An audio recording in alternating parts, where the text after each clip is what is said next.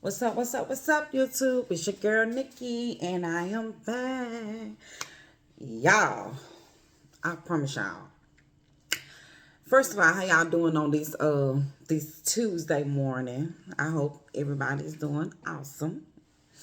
Okay, I gotta get into this word fast, y'all, because I got a couple points that I want to make. Try to go through them as quickly as possible, but y'all know how I get, so y'all bear with me, But okay, so I was listening to my girl Shantia Deja. I told y'all if y'all ever need a word or need somebody, a word from somebody, or get some revelation or something, I promise you she's awesome. She's awesome. Go to her, check her out, Shantia Deja. But she had a video on yesterday. I listened to it somewhat yesterday, but I didn't listen to the whole thing. So this morning I had to go back and listen to the whole word. And the name of the video was called The Complete Version. And she goes on to explain, first of all, what complete means. And she was like, calm, COM means fully together.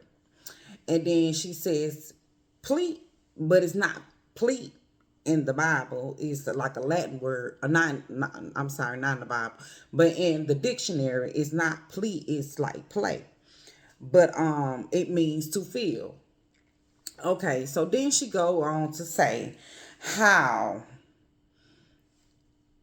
when you go into God, when you go to ask God about things that you want to accomplish, or when you're going to receive certain things, God says it is to say when you become the complete version. Well, she goes on to say complete version doesn't mean that you just understand and you know everything completely. It's to say that you're getting a relationship with God completely. And once you start to actually completely get into a relationship with God, He will reveal things to you. I didn't really understand it, but it's things that I've said numerous times. I do understand it because once my prayer life started to actually, I really actually started to pray. Like I said, I've always had faith, but I didn't pray as much as I needed to. So you could be around numerous people in your life and you just going on about your life thinking everything good. But once you actually get into alignment with God, He's gonna reveal these people to you. So you thinking that the people that are around you are really for you, when actually they are not. Now, if you start to pray and they still there, then those are the ones that's for you. You ain't got to worry about no, strife or anything. Or, sometimes things comes up, but some things don't be that big of a deal. But when people actually start to come against you and try to judge you based off of what you got or what you're doing in your life and stuff like that, those people sleep hang. So God is gonna reveal who's actually for you. So when you pray and you want to be in alignment actually with God, you have to really be ready for the things that you're asking for, because He's gonna reveal it to you. I myself did not notice that. I didn't know. I was still y'all for years wondering why.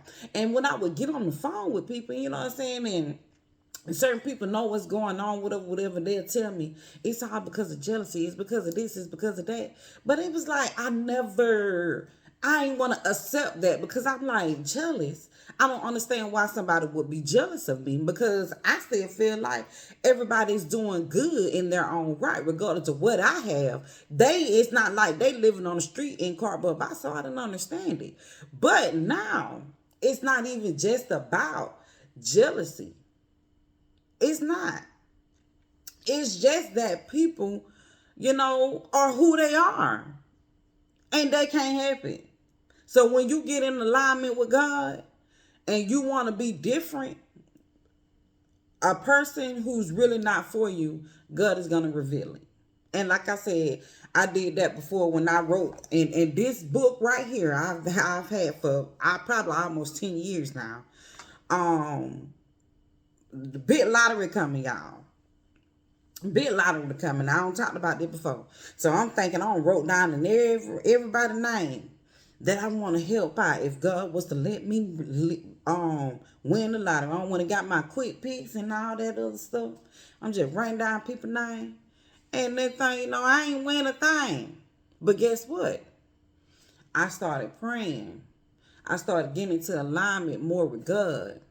And God, and now it has revealed to me that those people who was around me, I'm trying to help. Those people ain't for you, God. So why are you trying to put them in your list of people who you gonna ride for when they ain't riding for you? Yeah, they probably help you a little here, but the moment they feel betrayed or disrespected or anything by you, they're not gonna come to you and have civilized conversations, because it goes out the window when people just want to feel like you beneath them. When people really don't respect you, they're not gonna come to you and be civilized. Now, people that they do respect, they will be civilized with. But when they don't respect you, they're not gonna be civilized with you. All that goes out the window. So when you get in alignment with God and have a actual relationship with Him, that's His job to reveal people to you. So don't be scared when y'all pray and things start going crazy and people start leaving your life and stuff like that. It's because, baby, you get in alignment with God and everybody can't go with you. Everybody can't go. So that's number one about the complete version. She went on to also talk about she said, if my flesh, well, this is my interpretation of what she was saying. She was saying a lot, so I just wrote down a little something. And it said, if my flesh move out of disobedience, I will have to deal with the consequence. And to me, that goes back to when I said, y'all, I went and applied for a job when I wasn't supposed to. When I was praying, when I was in my prayer life, when I started actually praying, somebody came to me after I left that the factory job that I had. I was in a dark place. I promise you I was. Everything was going wrong. I had never experienced so much hate towards me, even though I have experienced it in plenty of jobs, because it's out there. You're going to experience it. But it was just so much. So I was in just a deep, I wouldn't say depression, but it was just so much hate. So I, started praying to God instantly. You know what I'm saying? When I left that job, I started praying and praying and praying, getting into my prayer life. But then I was still fighting with myself because I wanted to have money coming in. So it was just like, I just didn't feel comfortable with just sitting there, waking up every day and not having a job. So the moment somebody came to me, nigga, why you want to go on and do this? You know what I'm saying? Feel like this, whatever. I moved too fast, because even when I went to the next job, it wasn't right. It wasn't right for me. I still moved. I said everything that I said I didn't want to deal with, I dealt with from day one. I promise y'all, no lie. I said I didn't want to be around no family. I didn't want to be around nobody that know me, this, da. I went right into a kitchen. And the thing about it is, y'all, I was supposed to go to another kitchen, but I ended up having to go to that kitchen. And when I tell you, when I went into that kitchen, everybody that I knew, not everybody that I knew, but I had people that was akin to me in that kitchen. And from day one, it was a mess. People talking about, you know what I'm saying, who's speaking, who didn't. And I'm like, what? It was confusing. You know what I'm saying? But I should have known then. I was disobeying God, because He didn't tell me to move. Somebody else did. So I should have waited. Okay. Also, she started to talk about victory. how when we pray, we're in our prayer room, and she talked about, I'm saying, your prayer room is not necessarily a closet or a specific place, but it's wherever you choose to pray at, whether it's in your cars, in your house, in the shower, in the bathroom, like wherever you choose to pray at, that's considered your prayer room.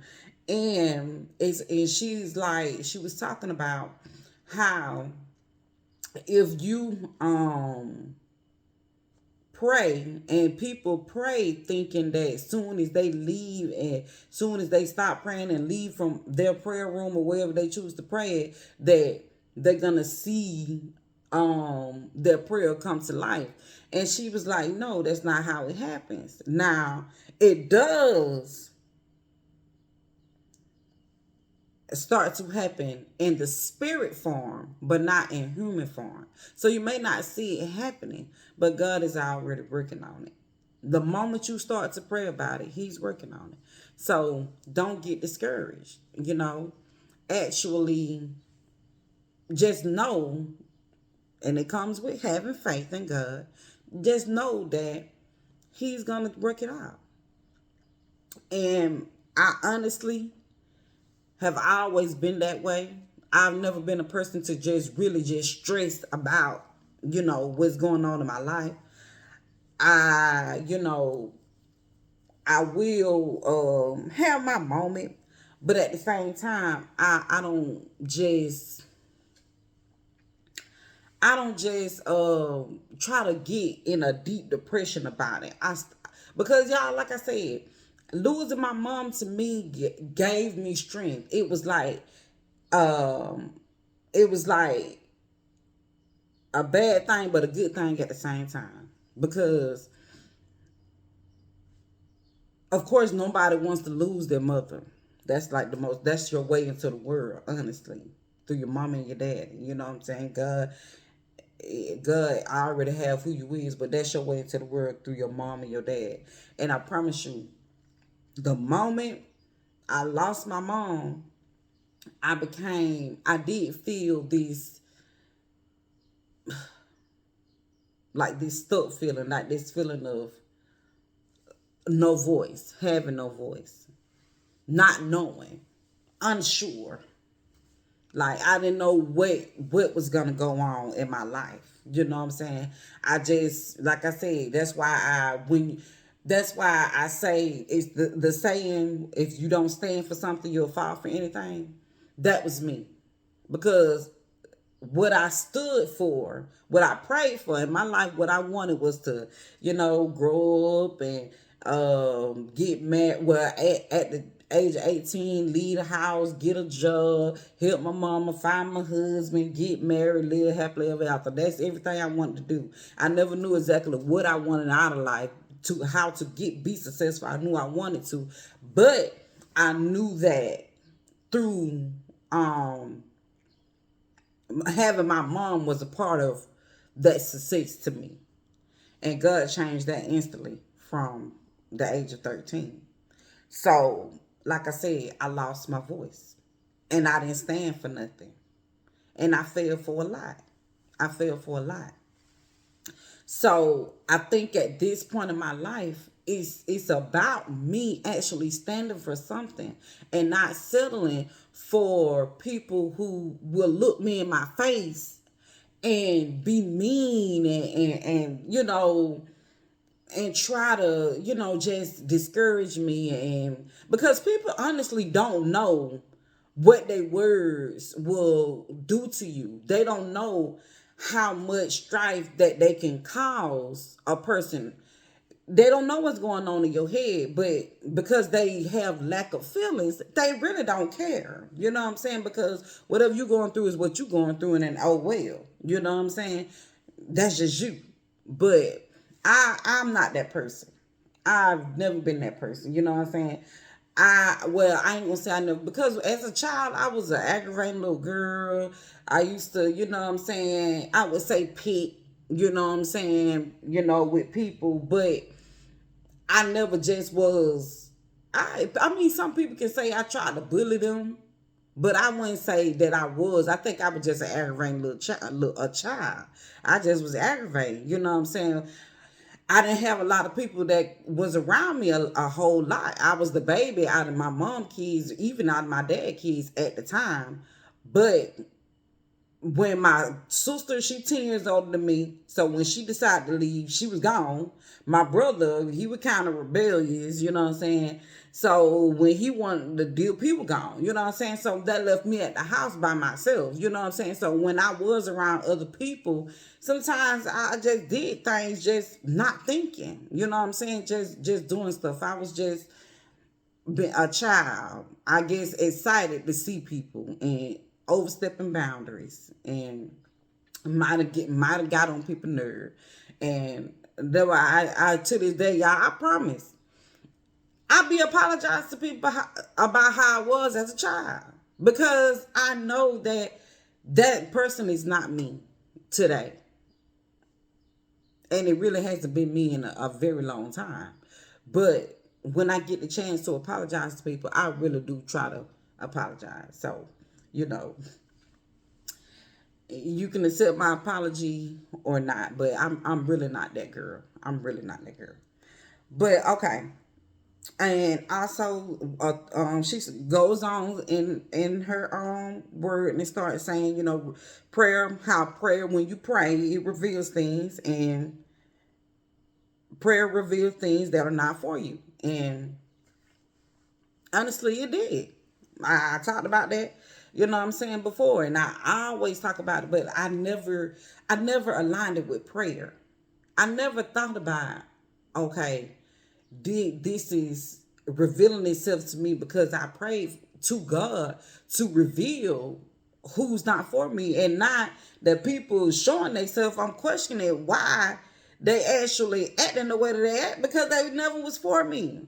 So y'all gotta, when people reveal themselves to you, just trust it and believe that who they is and accept it, because you don't want people who really not for you. Like, if I'm going up, if God take me into places that I never imagined, I don't want the wrong people around me. I want everybody who's really for me to be around me. And if it's just me, oh well, it's just me. So I take that. You know what I'm saying? But I refuse to settle. I refuse to just allow anybody to be around me just to have somebody around me. No. I will sit by myself. I will sit by myself. I promise y'all I will. Like I said, y'all think I'm playing. I don't have no friends. Like I was trying to explain to my little sister, because she got in trouble last week. But she's in the stage of she's been bullied, but at the same time she got people who do, like her. So she's trying to find her place to fit in. She's 13 years old. She's in the 7th grade. And she trying to find her place to, fit in. And I was like, but you got to know who to fit in with. If you see people being messy and drama filled and doing things that they ain't supposed to, don't think you to be the cool kid. You want to, do what they doing. No, that's not right. If you have to be by yourself, choose to be by yourself, but never choose to be with people who are drama filled just because you want to have a circle. No. I had to explain to her. Ask her, do you see me hanging out with friends? She's no. Do you see me just on the phone with somebody? I got probably one person that I'll be on the phone with besides outside of family. And family, I really don't be on the phone with that much either. You know what I'm saying? If I'm on my phone, I'm on YouTube scrolling or on Instagram scrolling. You know what I'm saying? Get my word and listening to different things. But other than that, I ain't trying to hang out. Y'all, I don't drink, I don't smoke, and I'm standing on that. I don't want to be in those things. I don't want to be in that, because it only brings the worst out of people. I mean, sometimes sometimes you can have a good time. I ain't gonna lie. You can have a good time with drinking and smoking, but it clouds your mind. And just because you have a good time at one time, that don't mean every time gonna be good.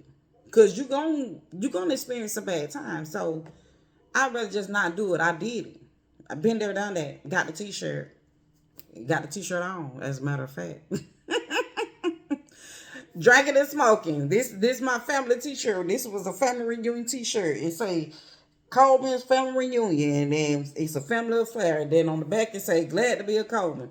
And this is, you know, my auntie told me that one of my cousins had I don't know if I've said this to you guys, but my cousin was mad because I said I'm a Harris Harris. He was like, "We Colemans," and I was like, "I'm a Harris Harris." So he felt some kind of way because I said that. But when I said I'm a Harris Harris, it's never to put down my family who I came from. But a lot of the lessons that I've learned in life came from being a Coleman, came from being in my family. You know what I'm saying? I don't hate them, but I do know the the best part of my life, the years to come, has came from me being a Harris Harris. The thing that, well, I first of all, my last name is Harris. My last name is not Coleman. You know what I'm saying? So when I say I'm a Harris Harris, because I'm a Harris, and then my husband was a Harris, so that's why I'm a Harris Harris. You know what I'm saying? But it was never to put nobody down, because I love my grandmother and I love everybody. You know what I'm saying? I love my family. But why do I have to say that I'm this when my husband has really did what my family honestly wouldn't do? Like, family would get mad at you for saying that, but if I was to lose my job, or if I didn't have nothing today, how many of them folks could I call? I quit working last June. If I were living in a family household, you think I'd be all right? No. So that goes to say, God, first of all, Jesus Christ, he's number one, and my husband is number two. And honestly, what they teach you about being married is your marriage household, your married family comes before the family that you was born into once you become married. But guess what? My cousin who said that, I promise you, he got a wife. If his wife was to uphold his mama, the family that she came from, before she uphold his last name, he'll have a whole problem. He'll have a whole problem with that. He wouldn't like it because he feel like he done so much for her. But I ain't gonna go into nobody else's business. But I'ma just say he'll have a whole problem. And that's where, double standards come in there. Because you want me to uplift you. No. I'm not bowing down to nobody. Baby, I'm a Harris Harris, and I'm gonna forever say that. You know what I'm saying? Yes, I was born a Coleman. But even if my husband leave me today, I'm still a Harris. So feel how you feel. Anyways, and the last but not least, what she was talking about was be patient, be still, and be planted. And y'all, that right there is what really I question when to find a job. Like, I'm praying about it. I got a job interview today. And I don't want to move, and I don't want to go to any job that's not for me. But like I said, I prayed about it. I already prayed about it, and I gave it to God. And I was like, if this job is for me, it'll work out. But if it's not for me, it won't work out. And I understand that it ain't for me. So I keep it moving. I still got other things lined up. But if this not for me, then it won't work out. And I won't feel no kind of way about it. But because I don't want to move out of alignment with him. I promise y'all. Everything that I want out of my life, I wanted to come from God, and I wanted to come through God, and I ain't trying to force nothing.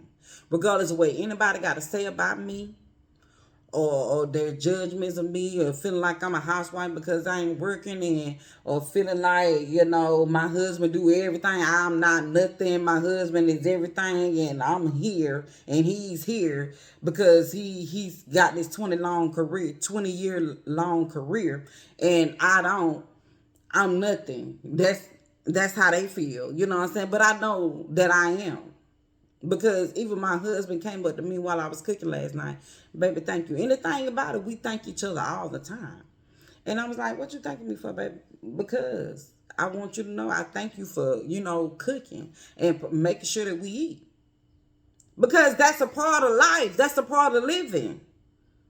That when this man get out work, he don't be thinking about no food. He'll think about food, but it's not his decision. It's me. Just like I had to explain to him and my little sister. If I don't cook, if they go in there and cook in the kitchen, cook them something to eat, they won't even cook for me. And I look at that and I be like, hold on now. Anytime I step in the kitchen, I have to make sure everybody eat. But when y'all step in the kitchen, make y'all some little noodles or some little fish sticks or something, y'all don't even ask me how that work. I have to make sure everybody eat. But when it's time, when I say I ain't cooking, y'all don't even ask me. So, I do know that what I do for my husband and what I do within my household is a very important job. Not only do I cook, I clean, I wash the clothes, I fold the clothes. I have to matter of fact, I gotta get our closet straight again. Make sure we got clean sheets on the bed, like all of that, our bathroom, you know what I'm saying?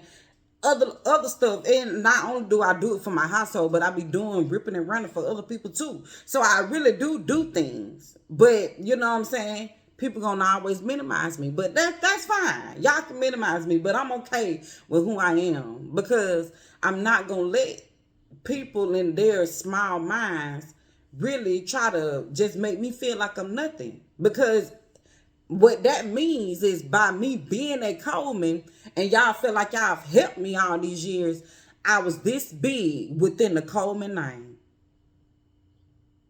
This big, according to the Colemans. I was nothing.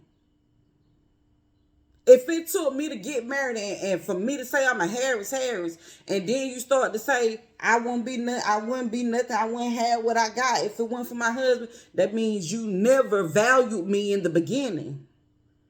Even when I had my own apartments and own job around here making a living and life for myself, I still wasn't doing enough according to you, according to the Coleman name. You know what I'm saying? But I'm fine, because I know anybody who feel that kind of way got issues within themselves. And that's also another thing that Chantel was talking about. When people come against you, if you really got a relationship with God, you wouldn't even let it bother you. Because you'll know off the rip that they got an issue with their faith, their prayer life, whatever it is going on in their life, where they feel like they got to come against you, then that's their issue. Give them grace. And that's what I've always thought about that too. When people come at me negative and all this hurt and pain that I've endured throughout the years, I look at it and I listen to people's stories, and it make me realize why people come off at me a certain way, because they've been dealing with their own stuff. And that's, you know what I'm saying? And when you don't know better, you continue to do the same things until somebody show you something different. Well, I feel like I am that different person. I don't want to treat people any kind of way. I only want to lead with love. That's me. I only want to lead with love. I'm not going to come around nobody trying to judge them and look at them in a kind of way. No, that's not me. Because I've been there. So why would I come up and then feel like I get the right to judge the next person? No. Even when I was down, I never judged the right person. And I never felt like I was down. Like I said, I never felt like I was beneath nobody. But by being with my husband has revealed how they felt about me. How they felt that I was beneath them. I wouldn't have and all this other stuff if it went for my husband. But we ain't going to keep going into that. But like I said, I give people grace because I look at people's stories. And I know that it's hurt and pain through everybody. And everybody done endured hurt and pain. And some people have not dealt with the trauma from their childhood. So when you're only used to hurt and pain, and you're not really used to somebody coming to you apologizing about the pain that they've brought onto you and all this other stuff, and you just feel like you just have to move on with life and sweep it under the rug, then you're gonna treat the next person the same way. You're gonna feel like you can do that and not apologize and not really be genuine with your love when it comes to people. And I can't really, judge nobody for their journey. I can give you grace, but I can love you from a distance, because I'm not gonna sit around and be hurt and continue to be hurt, because I know better now. It's just like the man was saying. If you keep walking up to the stove burning your hand and I'm pulling you away, but you keep going up to the stove getting burned, why would I keep trying to take you from it? You know what I'm saying? Obviously, I gotta let you learn your own lesson, and I've learned it. I no longer wants to get burned. No, I don't want to touch the stove no more. I'm good. I would rather be alone, honestly. And I hope and pray that anybody who listens to me, if y'all don't understand it from me, go to my girl Chantel Deja. Like I said, she is awesome. Or just find your word from wherever you believe in. You know what I'm saying? Whoever you believe in, find you some word, listen to you some gospel music, find you some scripture, go to church or whatever you got to do, whatever makes you comfortable enough to get you where you need to be at, to, you know what I'm saying, so you can understand what's going on there and why people are the way that they are, and why you need to align yourself with God, Jesus Christ. If that's who you believe in, that's who I believe in. Align yourself with him and understand where you need to go and what you need to do and the people you need to be around. Because like Dave always said, just because they're your family, that don't mean you have to be around them. And all your friends that you can consider friends really ain't your friend. So, you have to have discernment to figure those things out. And I've got discernment. Lord, my Lord and Savior Jesus Christ has revealed it to me. I promise y'all, he has revealed it. And I hate that things are the way that they are, but I love it at the same time. Because that means I ain't got to sit around and be laughing and joking with somebody who at the end of the day, in the back of their head, they're thinking of something crazy. Like, I don't have to. So, I hope y'all, you know what I'm saying, can get some understanding from the thing that I'm saying, because I'm very passionate about it. I'm very passionate about it, y'all. Honestly, I really am. And I hope that I can help somebody who's listening to me, because life is hard as it is. You're going to deal with so much just in the workforce that sometimes you just want to be able to relax and know and feel okay with just being who you is without judgment. And you got to know who you can be around like that, because everybody's not going to accept you. So when they show themselves, remove yourself and love them from a distance, if that's what you got to do. So I'm gonna end this video here, y'all. It's 30 minutes. I'm sorry. You know what I'm saying? I ain't trying to keep doing it, but it be happening that way. So I'm gonna go ahead and end it here. And like I've always said, y'all, I've told you guys, like, comment, and subscribe, like, comment, and subscribe, like, comment, and subscribe on my videos. And I thank y'all to all my new subscribers. I think I got like 77 or something like that. 79. Something like that. I can't really remember. I thank y'all. And I've seen that a couple of my subscribers do have pages. I'm willing to subscribe to y'all pages. So thank y'all once again. Thank y'all a trillion times. I love y'all for that. And at Dear Diary, this is not the end, but this is a see you guys later. Bye-bye.